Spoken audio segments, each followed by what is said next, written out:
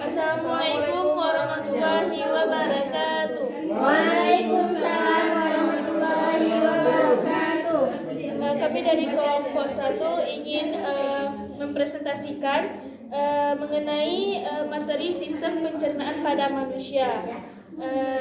Saya sendiri bernama Nurul Aini. Dan saya bernama Putri Akmalia. Saya Nur Afni. Dan saya Zakia Molina. Dan saya Mardia Putri. Nah, sekarang saya ingin menjelaskan sedikit mengenai sistem pencernaan pada manusia. Nah, jadi sistem pencernaan pada manusia ini merupakan suatu sistem yang memproses, mengubah makanan dan menyerap sari makanan yang berupa nutrisi-nutrisi yang dibutuhkan oleh tubuh. Nah, jadi pada sistem pencernaan pada manusia ini dia terjadi ada 3 tahap. Yang pertama ada proses penghancuran makanan yang terjadi dari dalam mulut sampai ke lambung. Setelah itu ada penyerapan sari-sari makanan yang terjadi di dalam usus, dan yang terakhir ada pengeluaran sisa-sisa makanan melalui anus. Nah, jadi di dalam sistem pencernaan ini kan dia ada terdiri dari mulut, kerongkongan, ada lambung, usus halus, usus besar, dan anus. Ini akan dijelaskan oleh teman-teman. Baik, yang pertama saya akan menjelaskan tentang organ pencernaan, yaitu mulut dan kerongkongan. Jadi di sini ada mulut dan kerongkongan. Nah, pertama saya akan menjelaskan tentang mulut. Jadi di mulut itu dia ada gigi, ada lidah, dan kelenjar ludah. Gigi itu berfungsi untuk mengunyah makanan sehingga makanan menjadi halus. Kemudian lidah itu berfungsi untuk mengaduk makanan di dalam rongga mulut dan membantu mendorong makanan. Selain itu, lidah juga berfungsi sebagai alat pengecap yang dapat merasakan manis, asin, pahit, dan asam. Kemudian ada kelenjar ludah. Nah, kelenjar ludah ini dia menghasilkan ludah atau air liur. Dia memiliki 3 pasang, yaitu yang pertama ada kelenjar parotis yang terletak di bawah telinga. Yang kedua ada kelenjar submanipularis terletak di rahang bawah, dan ketiga ada kelenjar sublingualis terletak di bawah lidah. Terus yang kemudian yang kedua ada kerongkongan.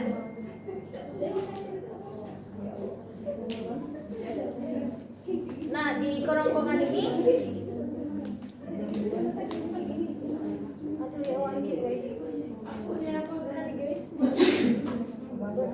Nah, di kerongkongan ini ada saluran penghubung antara rongga mulut dengan lambung. Kerongkongan berfungsi sebagai jalan bagi makanan yang telah dikunyah dari mulut menuju lambung. Jadi pada kerongkongan ini tidak terjadi proses pencernaan. Baik, selanjutnya akan dijelaskan oleh teman saya.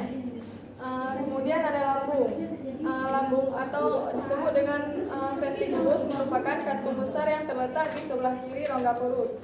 Sebagai tempat menjalankan sejumlah proses pencernaan, terdiri dari 3 bagian, yaitu bagian atas, bagian tengah yang membulat, dan bagian bawah. Kemudian setelah menerima makanan dan minuman, lambung akan mengeluarkan zat asam dan enzim untuk melanjutkan proses pencernaan. Makanan yang masuk ke lambung ini diolah menjadi cairan pekat atau berupa pasta, dan selanjutnya akan didorong menuju usus halus. Selain memecahkan makanan, lambung juga akan membunuh mikroorganisme yang mungkin terjadi pada makanan atau minuman. Selanjutnya akan dijelaskan oleh Nur Afni. Selanjutnya ada usus halus. Usus halus merupakan tempat penyerapan makanan dan tempat sistem pencernaan yang panjang. Usus halus terdiri dari 2 usus 12 jari, usus kosong, dan usus penyerap. Pada usus 12 jari bermuara saluran getah pankreas dan saluran empedu. Pankreas menghasilkan getah pankreas yang mengandung enzim-enzim sebagai berikut. Yang pertama ada amilopsin, yaitu enzim yang mengubah zat tepung menjadi gula, lebih sederhana. Yang kedua ada stepsin, enzim yang mengubah lemak menjadi asam lemak dan gliserol. Yang ketiga ada trypsinogen. Jika belum aktif, maka akan diaktifkan menjadi trypsin, yaitu enzim yang mengubah protein dan pepton menjadi dipeptida, dan asam amino yang diserang oleh usus halus. Selanjutnya ada usus besar. Makanan yang tidak dicerna di usus halus, misalnya selulosa bersama dengan lendir akan mengubah menjadi akan menuju usus besar besar menjadi fases. Di dalam usus besar terdapat bakteri Escherichia coli. Bakteri ini membantu dalam proses pembusukan sisa makanan.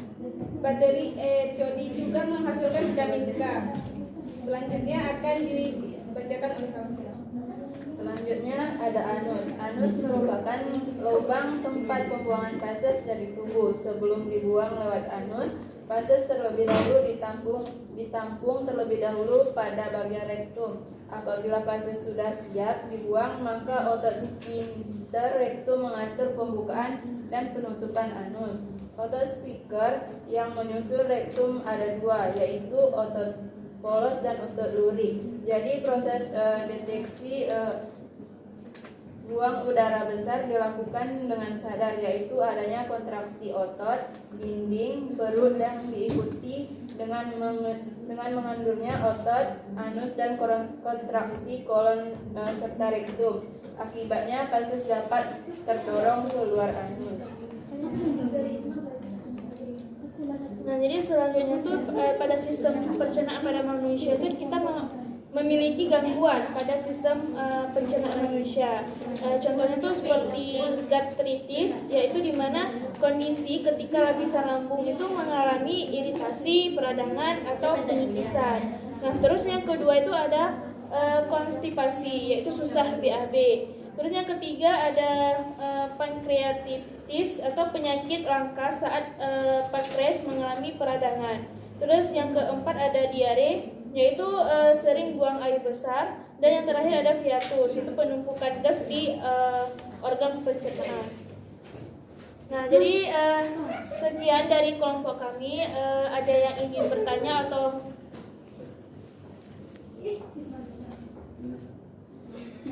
Assalamualaikum warahmatullahi wabarakatuh. Waalaikumsalam warahmatullahi wabarakatuh. Saya Dede Sabila dari kelompok 3 ingin bertanya, apakah gangguan pada sistem pencernaan dapat menyebabkan kematian? Nama saya pertanyaannya itu apa yang menyebabkan sehingga terjadinya gangguan pencernaan pada manusia? Baik, untuk pertanyaan pertama saya akan menjawab pertanyaan dari Dile. Pertanyaannya, apakah gangguan pada sistem pencernaan dapat menyebabkan kematian? Jawabannya adalah iya, dikarenakan gangguan pencernaan adalah masalah yang terjadi pada salah satu organ sistem pencernaan atau lebih dari satu organ pencernaan secara bersamaan. Yang menyebabkan kematian itu adalah asam lambung yang naik bisa menyebabkan rasa nyeri tak tertahankan dan sulit bernafas di area dada. Bukan hanya mengiritasi dinding lambung, asam lambung juga diproduksi berlebihan, juga melukai bagian kerongkongan dan area sistem pencernaan. Jika tak ditangani dengan secara segera, penyakit ini berisiko menyebabkan kematian. Sekian. Apakah bisa diterima? Bisa. Nah, jadi pertanyaan kedua ditanyain sama tadi Anissa. Jadi pertanyaannya itu apa penyebab terjadinya gangguan pada pencernaan pada manusia? Jadi dia dapat makanan yang terlalu cepat atau lambat dicerna di saluran pencernaan. Jadi kalau misal gangguannya itu terjadi karena dia makanannya tuh nggak bagus, itu terlalu banyak makannya lemak, terlalu banyak makan gula, karbohidrat gitu. Jadi pencernaannya tuh susah dicerna. Jadi itulah penyebab terjadinya tuh gangguan pada pencernaannya. Terus resiko terjadinya gangguan tuh kan yang pertama tuh pengidap hiatus hernia. Terus ada pengidap obesitas atau kelebihan berat badan. Terus kebiasaan merokok itu juga mengganggu terjadinya sistem pencernaan. Terus minum alkohol dan minuman yang mengandung kafein. Gimana?